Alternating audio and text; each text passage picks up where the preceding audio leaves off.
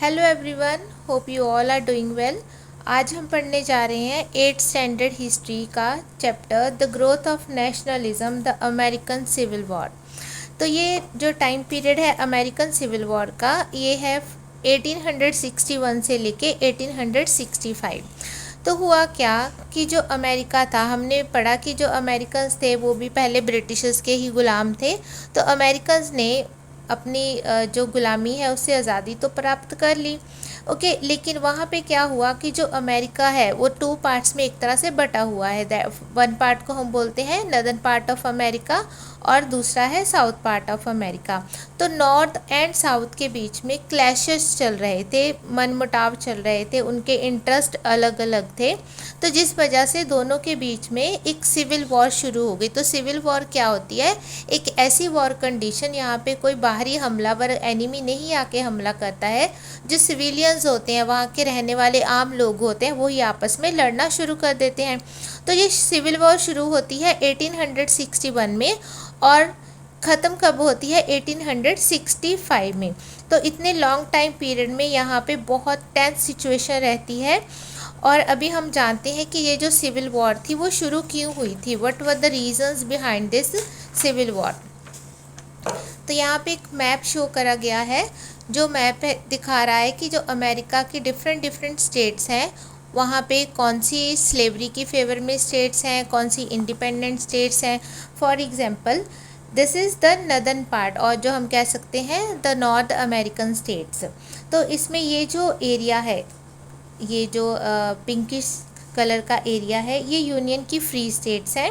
और ये green colour का जो एरिया है, ये वो वाली स्टेट्स हैं जो वॉर के बाद उन्होंने यूनाइटेड स्टेट्स को अडॉप्ट कर लिया था। मीन्स था तो वो पहले भी अमेरिका का ही पार्ट, लेकिन सिर्फ स्लेवरी की इशू की वजह से, जहाँ कह लो उनके जो इकोनॉमिक इंटरेस्ट थे वो डिफरेंट थे, तो उनके बीच में टेंस सिचुएशन चल रही थी।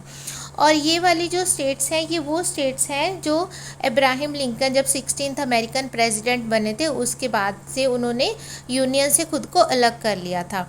और ये जो डार्क कलर का थोड़ा सा एरिया शो हो रहा है, यहाँ पे जो स्टेट्स हैं लाइक वर्जीनिया लिखा है, ठीक है।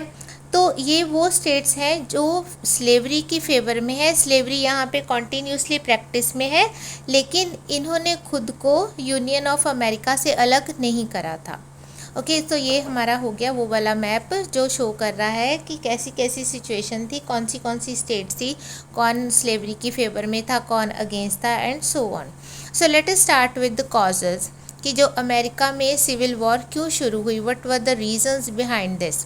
First is the clash of economic interest. तो जो अमेरिका है उसकी जो नदर्न पार्ट ऑफ स्टेट्स हैं वो हैं, वहाँ पे इंडस्ट्रियलाइजेशन है, वो ग्रोथ की फेवर में है, ठीक है। लेकिन जो साउथ की 15 स्टेट्स हैं, ये वाला जो एरिया है, यहाँ पे स्लेवरी प्रैक्टिस में, मीन्स इंसानों को ख़रीदा बेचा जाता है। स्पेसिफिकली ये जो एरिया यहाँ पे मैप में शो हो रहा है, इसमें ये जो वर्जीनिया है, यहाँ पे जो स्लेवरी है वो सबसे पहले प्रैक्टिस में शुरू हुई थी। मीन्स अमेरिका में जो स्लेवरी है वो बहुत 100 साल पहले, हम कह सकते हैं सेंचुरीज़ बैक, वहाँ पे प्रैक्टिस में हो चुकी है। और कौन से ईयर में शुरू हुई थी? 1619 में। तो 1619 में यहाँ पे इंसानों को ख़रीदा बेचा जाना शुरू कर दिया था, उनको एज अ स्लेव रखने का ट्रेंड शुरू हो चुका था। तभी हमने पढ़ा कि जो नॉर्दर्न स्टेट्स हैं वो, वहाँ पे इंडस्ट्री है, वो ग्रोथ की फेवर में है। लेकिन जो सदर्न स्टेट्स हैं वहाँ पे एग्रीकल्चर मेन ऑक्यूपेशन है। और एग्रीकल्चर भी किस किस चीज़ का वो करते हैं? मेनली चीज़ों को एक्सपोर्ट करने के लिए, लाइक कॉटन है, तंबाकू है, शुगर है। तो ये किसको एक्सपोर्ट करते थे? यूरोप में भेजते थे ये लोग। तो इनको अपने फार्म्स में काम करने के लिए बहुत सारे लेबरर्स की ज़रूरत पड़ती थी। अब लेबरर्स इनको जो चाहिए होते हैं, ज़रूरी नहीं होता कि वो एक्सपर्ट हो अपने काम में। तो लेबरर्स का मतलब उन्होंने तो लेबर ही करनी है। तो अगर लेबरर्स इनको मीन्स ईजीली मिल रहे हैं, चीप रेट पे मिल रहे हैं, ज़्यादा पैसे पे नहीं करने पड़े हैं, और स्पेशली अगर उनको स्लेव्स ही मिल रहे हैं कि एक बार उनको ख़रीद लो, तो उनके लिए वो सबसे ज़्यादा अच्छा होता है। तो जो सदर्न स्टेट्स हैं उन्होंने स्लेवरी की प्रैक्टिस को कंटिन्यू रखा। तो यहाँ पे नॉर्थ एंड साउथ के बीच में डिफरेंसेस शुरू हो गए। तो जो नॉर्थ है वो अगेंस्ट स्लेवरी की प्रैक्टिस हो गया, और नॉर्थ वाले चाहते हैं कि स्लेवरीज को ख़त्म कर दिया जाए और जो स्लेव्स हैं उनको फ्री कर दिया जाए। लेकिन जो सदर्न स्टेट्स हैं वो स्लेवरी की फेवर में है, वो चाहती हैं कि जो स्लेवरी है वो कंटिन्यू रहनी चाहिए। इसके बाद और क्या होता है कि जो नदर्न स्टेट्स हैं वो चाहती हैं कि टैरिफ बढ़ा दिया जाए। टैरिफ होता है टैक्सेस, तो वो चाहते हैं कि टैक्सेस को इंक्रीज़ कर दिया जाए, टैरिफ को इंक्रीज़ कर दिया जाए, सो दैट उनकी जो इंडस्ट्री है वो ग्रो कर पाए, वहाँ पे प्रोग्रेस आ जाए। लेकिन जो southern part of American states है वहाँ पे तो एग्रीकल्चर है, तो उन्होंने इस टैरिफ को बढ़ाने से इनकार कर दिया। जहाँ कह लो उन्होंने अपोज़ करा इसको। क्यों करा? क्योंकि अगर टैरिफ बढ़ेगा, टैक्सेस बढ़ जाएंगे, तो जो सामान है वो महंगा हो जाएगा। और अभी नॉर्थ की इंडस्ट्री में तो सामान बन रहा है, लेकिन साउथ वालों को तो सारा कुछ ख़रीदना ही पड़ रहा है, इसलिए वो बिल्कुल खिलाफ हो गए इस टैरिफ के कि इंक्रीज़ ना करा जाए। ओके, देन यहाँ पे एक पर्टिकुलर हेडिंग दे दिया गया है, इशू ऑफ स्लेवरी। तो ये अभी हमने पढ़ लिया है कि जो नॉर्थ है वो स्लेवरी के अगेंस्ट है और साउथ स्लेवरी की फेवर में है। वर्जीनिया में स्लेवरी की प्रैक्टिस 1619 से शुरू हो चुकी थी। तो नॉर्थ एंड साउथ के बीच में ये इशू बन गया क्लैशेस का, एक दूसरे का विरोध करने का, कि एक स्लेवरी की फेवर में है जो सॉर्दर्न पार्ट है, और जो नॉर्थ वाले हैं वो स्लेवरी के खिलाफ हैं। थर्ड जो मेन हेड पॉइंट है means under the causes of American civil war, वो है रोल ऑफ अब्राहम लिंकन। अब अब्राहम लिंकन कौन थे?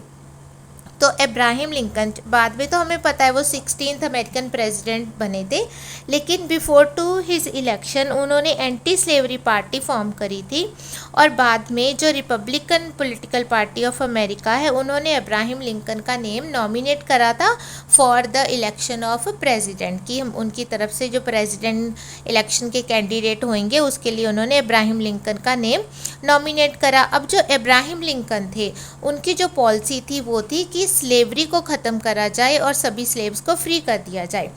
तो फाइनली जो अब्राहम लिंकन है वो जीत जाते हैं इलेक्शन में।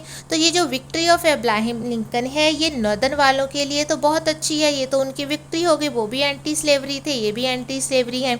लेकिन साउथ वालों का क्या लगा कि अब्राहम लिंकन की जीत का मतलब है उनकी हार। क्यों उनकी हार है? क्योंकि अब्राहम लिंकन ने अपने इलेक्शन मैनिफेस्टो में बोला था कि वो स्लेवरी की प्रैक्टिस को ख़त्म करेंगे।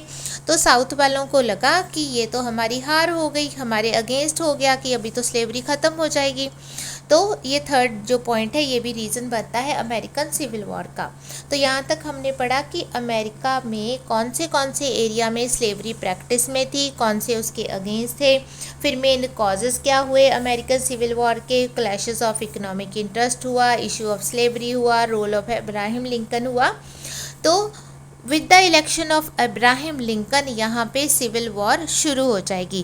तो सिविल वॉर हम पढ़ेंगे अपनी नेक्स्ट वीडियो में। Till the time watch the video, like share and subscribe. Have a good day.